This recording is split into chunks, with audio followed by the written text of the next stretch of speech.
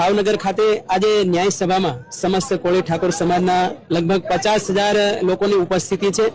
આ સ્વયંભૂ રીતે બધા આવ્યા છે અને નવનીતભાઈ બાલદિયાને ન્યાય અપાવવામાં લગભગ 25 દિવસ સુધી સમાજને ખૂબ દોડાવ્યો। એમાં અમે સંતો પણ સામેલ હતા। એક વાતનું દુઃખ થાય છે કે કોળી અને ઠાકોર સમાજના લગભગ 3 કરોડનું પોપ્યુલેશન અને 2 કરોડ જેટલું વોટિંગ પાવર ધરાવે છે। સરકાર બનાવવામાં સૌથી મોટો યોગદાન સમસ્ત કોળી ઠાકોર સમાજનું છે।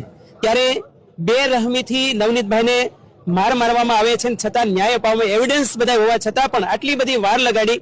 એમાં સરકારશ્રીની પાસે સમાજના તમામ નેતાઓ મિનિસ્ટરો ગયેલા તો ન્યાય અપાયો પણ ખરો। એમાંથી સમાજ રાજી પણ છે, નેતાઓ રાજી છે, એની ભાવના સંતુષ્ટ થઈ છે। પરંતુ સમાજના જે યુવાન મિત્રો છે જેને ખૂબ મહેનત કરી છે અને સમાજના ભાઈઓ બહેનો ક્યાંક અંદરને ખાનેથી રોષ છે કે સમાજને આટલો રોડે દોડાવ્યો તો પછી દોડાવનાર વ્યક્તિ કોણ હતું અને એ સમાજને ખ્યાલ જ છે।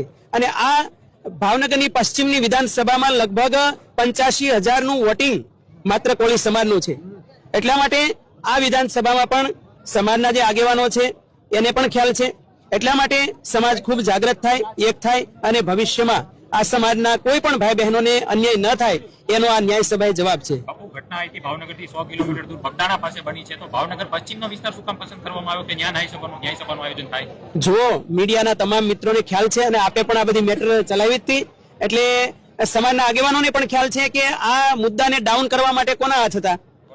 એટલા માટે જે મેં સોશિયલ મીડિયામાં જેના નામ હાલતા હતા આપને મીડિયા વાળાને ખ્યાલ જ છે। એટલા માટે જ્યારે એનાઉન્સિંગ થયું એના તમામ લીગલ ટીમે જાહેરાત કરી, કિશનભાઈ હોય, મામસી હોય કે કળુભાઈ હોય, બધા યુવાનોએ જ્યારે ભાવનગર પશ્ચિમની વિધાનસભામાં ન્યાય સભાની જાહેરાત થઈ તરત મુદ્દો હકેલાઈ ગયો, બરાબર। તો એ જાગૃત જનતાને ખ્યાલ જ છે। એટલા માટે ભવિષ્યમાં ક્યારેય પણ કોળી સમાજ સાથે અન્યાય ન થાય અને આ સમાજ માંધાતા મહારાનો વંશજ છે, એના હાથમાં તલવાર છે અને જે ભાષામાં જે લોકો સમજે એ સમજાવતા કોળી સમાજને પણ આવડે છે।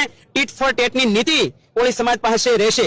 જ્યાં સુધી સહન થાય ત્યાં સુધી માણસ સહન કરે, પણ લિમિટ ક્રોસ થાય ત્યારે સરકારશ્રીને હું તો વ્યક્તિગત એવું કહું કે 3 દિવસ સુધીની મુદત આપો। કોઈ પણ દીકરા દીકરીઓને અન્યાય કરે અને જો સરકારશ્રી ધ્યાન ન આપે તો એફઆરઆઈ સાઈડમાં જવા દો અને પછી મુદ્દો પોતાની હાથમાં લઈ અને એનો જવાબ આપતા